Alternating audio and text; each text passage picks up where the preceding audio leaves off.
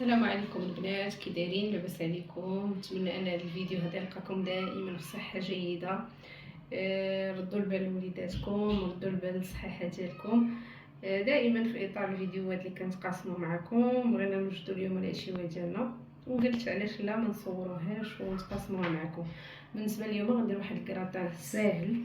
دونك دائما كنحاول انني نخدم لي باط معجنات ونخدم بالبطاطا احسن من اننا ناكلو الخبز، واخا دير واخا حتى البطاطا هي ماشي صحيه، ولكن شيئا ما كيبغيوها الوليدات.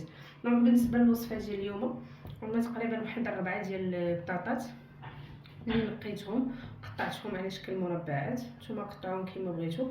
عندي تقريبا واحد 100 غرام ديال الصدر ديال الدجاج هي قطعتها مربعات. عندي جوج ديال البصلات كبار، حتى هما قطعتهم مربعات.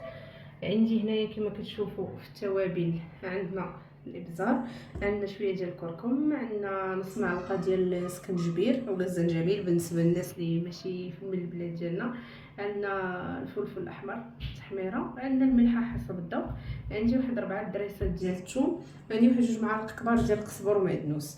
هنايا في الزليفه صغيره عندي واحد طريف ديال الزبده تقريبا واحد معلقه ونص كبيره، غادي نشحروا فيها البطاطا وانتم غادي تشوفوا معايا. وبالنسبه لنصف كاس ديال الحليب، علبه ديال الكريمه ديال الطبخ، دونك ماشي اشهار، غير انا كنستعمل هذيك النوعيه وكتجيني مزيانه. وعندي جوج ديال البيضات. نبداو الوصفه على بركه الله.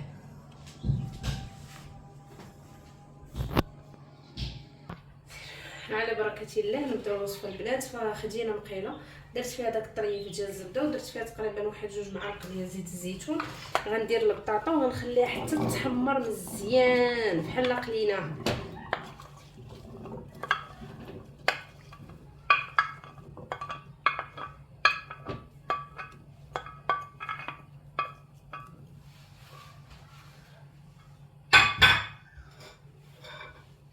غنديروا الملحه، هنايا ما غاديش ندير سكنجبير، غندير شويه ديال الابزار وغندير شويه ديال البابريكا صافي.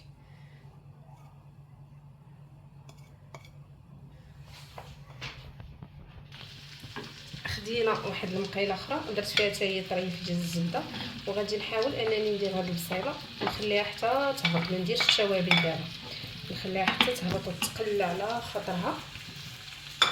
هذيك الساعه نرجع معكم ونكملوا الوصفه.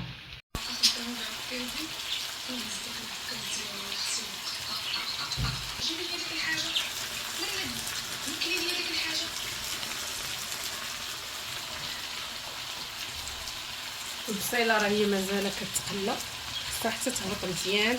ودائما زعما هذه واحد لاستويس ولا واحد الحيله باش ما ديروا لها العطريه لا حتى حاجه، راه بغيتوها تهبط، الا درنا العطريه فهي كتحرق. البيضه حتى هي بشويه علينا حتى كنبيض، هاني كتقلى هذيك الزبيده والزيت البلديه حتى تحمر مزيان. المهم غتشوفوا الشكل ديالها ومن بعد نكملوا الكراطان ديالنا. بعد ما هبطات هذيك البصيله انا غسلت عليها واحد شويه كنت غادي تحرق، نضيفوا هذاك الطريفه ديال الصدر ديال الدجاج، نضيفوا هنا عندي واحد 4 حبات ديال الثومه، قزبر ومعدنوس، تحميره، مليحه، عندي سكنجبير، عندي شويه ديال الكركم. كنظن ان العطريه راه واضحه صافي. خليهم مزيان، خلي هذاك الصدر ديال الدجاج حتى يطيب. البطاطا كما كتشوفوا ها هي حتى هي راه غاده، خليوها حتى تحمر مزيان. انا ما كنبغيش نقليها ولا نديرها في الاير فراير، فكنفكر نفضل انني نحمرها هكا في المقيله. نتلاقاو باش نكملوا الوصفه. هذه البطاطا بعد ما تحمرات البنات فتحمرات مزيان.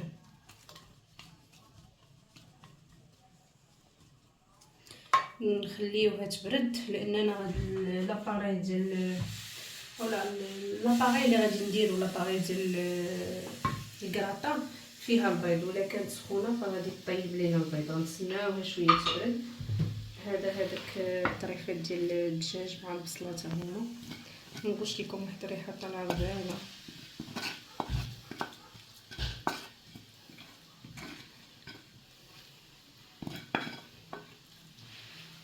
ونحاول نوزعوها بواحد الشكل متساوي. فانا من البوطه للمول غنخليها شي شويه حتى تبرد، عاد غنضيف عليها لاباري ديال الكيش. كيجي لذيذ وكيجي زوين صراحه. كاع لي كراطان ديال البطاطا كيحماقوا عليهم الوليدات. كان عندي واحد المول اخر صغار من هذا ديال الزاج مدور كتهرس، داكشي علاش كنخدم بهذا، واخا الكميه شويه كثيره عليه ولكن كنخدم به ماشي مشكله. اهم حاجه هو اننا تجينا الماكله بنينه وناكلوها. غنخليها حتى تبرد شي شويه البنات ونطلقوا باش نديروا لاباريل. بعد ما فرغت هذيك العلبه ديال الكريمه هنايا وقلتها لكم في فيديو سابق، صراحه انا جربت عده ولا يعني ماركات ولا نوعيات ديال الكريمه. هذه عفوا هذه الصراحه كتبقى احسن وحده، هي غورمونط يعني دسمه ولكن كتبقى زوينه. غادي نضيفوا هذوك جوج بيضات حتى هما، ودائما شويه ديال الملح والبزار. وبغيت نقول غير واحد الحاجه بالنسبه اللي ما بغاش يدير هاد لاباغي هادي اولا ما توفراتش عندك الكريمه، تقدري تضيفي غير الفرomاج يعني الجبن احمر ولا شحال هادي كنا كنديروا غير الجبن المثلث مع الحليب في الخلاط الكهربائي وكنديروا الكيش. نكمل انايا تحرك البنات ونتلاقى. نلط مزيان هذيك لاباغي البنات، فغنضيفها على البطاطا والصغر ديال الدجاج.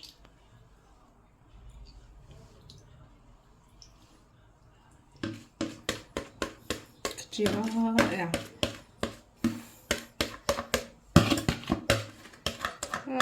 ندخلو على فرن لدرجه الحراره ديالو معتدله من الفوق ومن التحت. راه كلشي طايب، انا نستناو غير هذاك البيض ولا كريم فريش يطيبوا ونتلاقاو باش نتعشاو. كما كتشوفوا البنات هذا هو الكراطان بعد ما خرجناه من الفرن، ومهم هذا هو الشكل ديالو. فما لصق ما تحرق ما حتى حاجه. المول ديال الدجاج هادشي باش كيعجبني، والمذاق رائع.